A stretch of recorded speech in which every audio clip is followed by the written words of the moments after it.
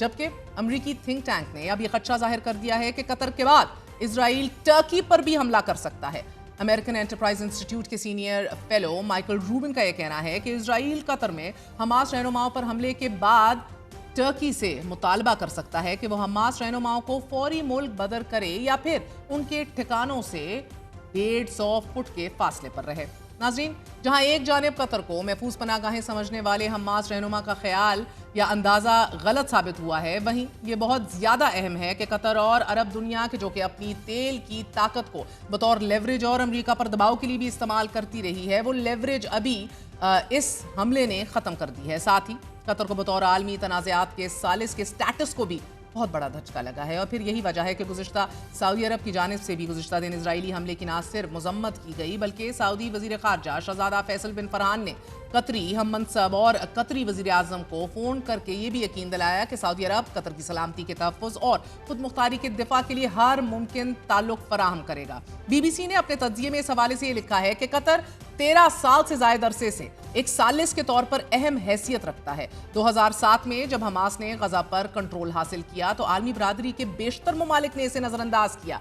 Qatar ने उस वक्त हमास के लिए माली और सियासी मदद फराम करने का कदम बढ़ाया। कतर ने गजा में ताहाल अपना खसूसी एलची सफीर मोहम्मद अल अम्माद को तैनात किया हुआ है, जिन्हें फलस्तीनी अक्सर असल गवर्नर करार देते हैं क्योंकि वो इमदाद और तामीर नौ रिकंस्ट्रक्शन के मंसूबों की बराह रास्त निगरानी भी करते हैं। तेहरान में हमास के सियासी रहनुमा इस्माइल हनिया की हलाकत के बाद इस तंजीम ने खामोशी से ईरान में अपने कुछ अहदेदारों को कतर मुंतकिल कर दिया कि जिनकी तादाद 1000 के लगभग बताई जाती है और वो कतर को खित्ते में अपने लिए सबसे महफूज सेफ अड्डा समझते थे। मगर दोहा में हमास के दफातर पे हालिया इजरायली हमले ने इस तस्वुर में भी दरार डाल दी है कि कतर हमास रहनुमाओं के लिए महफूज तरीन पनागाह है। इस वाक़े के बाद खित्ते के किसी भी मुल्क के लिए हमास की मेज़बानी जारी रखना मजीद मुश्किल दिखाई दे रहा है। मोदी साहब, बहुत शुक्रिया साथ देने के लिए। सर, फरमाइएगा कि अक़वाम मुत्तहिदा में इजरायली सफ़ीर का ये कहना है कि अमरीकी मुफादात के लिए हम काम नहीं करते और बाज़ औक़ात तो हमला करके बाद में इतला देते हैं। साथ ही वो ये भी कह रहे हैं कि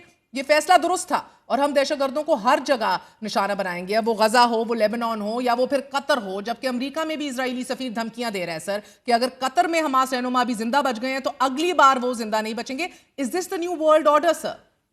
जी, कुछ ऐसा ही दिख रहा है जी। और इसराइल की जो कुव्वत है वो इतनी बेलगाम हो चुकी है कि कोई उसको रोक नहीं सक रहा। और उसकी बड़ी वजह तो अमेरिका की पुष्ट पनाही है और अमेरिका की हुकूमत भी मजबूर है क्योंकि जूश लॉबी जो है उसने जकड़ के रखा हुआ है अमेरिकी हुकूमत को। चुनाचे इसराइल का इस वक्त हाथ रोकने वाला कोई नहीं। बड़ा अरसा तक तो जो अरब ममालिक हैं वो समझते थे कि इसराइल और ईरान एक दूसरे को कमज़ोर करते रहेंगे, इनके लिए मुश्किलात नहीं होंगी। लेकिन अब उनको भी मेरा ख्याल में अंदाज़ा हो जाना चाहिए कि अब तो वो अरब मुल्कों के अंदर भी आके इस किस्म के वाक़यात कर रहे हैं और अगर आज कतर में हुआ है कल किसी और अरब मुल्क में भी हो सकता है। तो मेरा तो ख्याल में ये उनके लिए लम्हा फ़िक्रिया होना चाहिए कि इस किस्म का बेलगाम घोड़ा जो है उसकी मौजूदगी में हम क्या कर सकते हैं, अपनी क्या ऑप्शन हो। मेरा नहीं ख्याल कि शॉर्ट टर्म उनके पास कोई ऑप्शन है क्योंकि जब वक्त था तो उन्होंने वो एक्सरसाइज नहीं की, ना उनका डिप्लोमेटिक बाइकआउट किया, ना उनकी कोई प्रोडक्ट्स का बाइकआउट किया।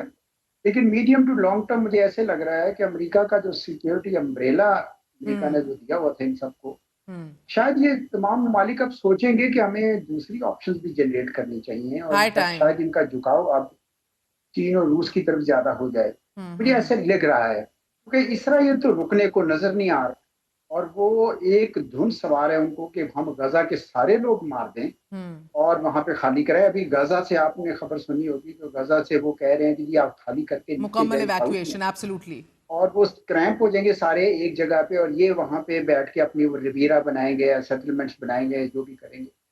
मैंने देखा है कि इतना बड़ा जुल्म भी नजर आ रहा है और इतनी बेबसी भी। तो सर, आपने इतनी देर सफारती करियर में दोहा में भी सर्व किया है and you understand the politics of the region, you understand the mindset. ये बताइए, अरब दुनिया इस हमले को एक यूनाइटेड असॉल्ट के तौर पर देख भी रही है या is this a lot of words at play? और ये मैं इसलिए भी आपसे पूछ रही हूँ बिकॉज क्या कतर इस हमले का जवाब देगा या नहीं? Nobody can certainly answer that right now. ये बड़ा जरूरी सवाल है सर। की क्या हिम्मत है जी, कैसे करेगा वो? कतर नहीं कर सकता कुछ भी। कतर ने वैसे तो एक अच्छा काम शुरू किया हुआ था कि वो तो मीडिएशन करवाता और अमन के लिए काम करता, लेकिन उसके बावजूद इसराइल जो है वो इस वक्त कुछ सुनने को तैयार नहीं। तो मैं नहीं समझता कि कतर के पास कुछ भी ऐसा है कि वो जवाब दे सके। अब सिर्फ ये है कि ये सारे अरब ममालिक जो हैं ये मिलकर जरा लम्हा फिक्रिया है इनके लिए कि अब ऐसे इसराइल को जो ग्रेटर इसराइल के नक्शा लिया फिरता है, और उसमें आपको पता है कि ये सारे जो अरब ममालिक हैं इर्द गिर्द उनके देर मुकम्मली ऑल तौर पर या जुजवी तौर पर, हत्ता कि सऊदी अरब का भी कुछ हिस्सा उस मैप में है, वो अपने बिल्कुल। उस ग्रेटर इसराइल में शो करता है। तो ये तो अगर ये इन्होंने कोई मिलकर कोई कदम ना उठाया तो ये मामला उस तरफ चल रहा है। मेरे ख्याल में ये अब कोई शक रहना नहीं चाहिए। और अगर भी अगर अभी भी इन्होंने अगर मिलकर कुछ काम ना किया, खाली मजम्मत कर देने से तो काम नहीं बनेगा। कोई ना कोई किसी किस्म का रिएक्शन तो करना पड़ेगा। अब लेट्स सी ये क्या करते हैं, ये कलेक्टिवली कर सकते हैं, सो द कतर फैक्ट अकेला दैट नहीं कर सर सकता। ऑयल इकोनॉमी, ट्रेड, ये सब कुछ एट स्टेक है। अब्राहम अकॉर्ड्स के जरिए बेशतर इनमें से अरब ममालिक ने तो इसराइल को तस्लीम भी कर लिया। रियलिस्टिकली अब अरब दुनिया किस हद तक मुत्तहिद होगी, या आज भी इनफरादी मुआशी तरजीहात को ही सामने रखा जाएगा? देखिए वो इस वक्त तो अरबों को अब वाज़ेह हो जाना चाहिए कि यूनाइटेड स्टेट्स का जो मिडिल ईस्ट पॉलिसी का जो इंस्ट्रूमेंट है वो इसराइल है, और उसी के थ्रू करेंगे। पहले तो आपने सही कहा कि अब्राहम अकॉर्ड का बड़ा एक आया गया माहौल था, कुछ लोगों ने शामिल हो गए, कुछ मुल्क जो है सोच रहे थे, और एक वाहिद जो मुखालफत इसराइल की थी वो ईरान की तरफ से। लेकिन ईरान को भी उन्होंने इतना पाउंस किया, ठीक है ईरान ने कुछ जवाब भी दिया है, लेकिन ईरान में भी अकेले में इतनी इस्तेताअत नहीं, उसकी सारी प्रॉक्सीज भी खत्म हो गई हैं। तो मुझे तो नहीं लगता कि अब इन लोगों के पास कोई ऐसी चॉइस है सिवाय इसके कि ये चीन या रूस की तरफ देखना शुरू करें, और अमेरिका को इस बात का एहसास हो कि हमने जरूरत से ज्यादा इसराइल का साथ दे दिया है, अब तो ये सारे मुल्क हमारे हाथ से निकलते जा रहे हैं। जहां तक तजारत का ताल्लुक है और जहां तक तेल की तजारत का ताल्लुक है, अमेरिका तो तेल पे डिपेंडेंसी नहीं है मिडिल ईस्ट की, तो सर, इसलिए कतर उनका तो कोई कलामी माम स्टेक मुझे ये नहीं बताएगा, होगा। द गार्डियन अपने तज्जिए में लिख रहा है कि इसराइल के कतर के हमले ने अमेरिका को एक बड़ी मुश्किल पोजीशन में डाल दिया है। वो एलाइज भी हैं एक साइड पे, दूसरी तरफ हमास के हवाले से भी मजम्मत करनी है इसराइल के लिए। How do you see this sir?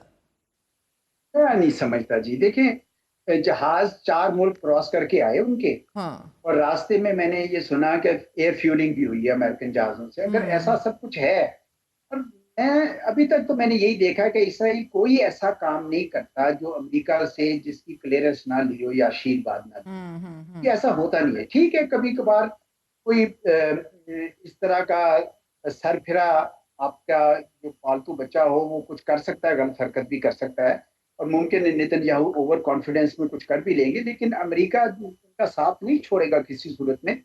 मेरा ख्याल है कि अमेरिका को बताया गया होगा। अब वो अपने एलाइज को ना छोड़ने का की वजह से, उनको अपने साथ रखने की वजह से वो ये एक कहानी घड़ रहे हैं कि जी हमें बिल्कुल आखिर पे बताया गया और हमारा कुछ नहीं है। मैं नहीं समझता। मैं समझता हूँ कि अमेरिका जो है उसको ठीक है। बताया जाता है, इसराइल हर चीज वो करता है और सर, जो रूट अमेरिका के और साथ उसकी रीफ्यूलिंग, साजिश और आशीर्वाद हो, जिधर जो क्योंकि उसको रूट लिया गया इजरायली जहाजों का, रीफ्यूलिंग की गई, और जो रिपोर्टिंग हो रही है कंप्लिसिटी तो नेबरिंग ममालिक की भी आया हो रही है। देखें अब अगर एक सबक ये सीख सकते हैं तो वो ये सीखें।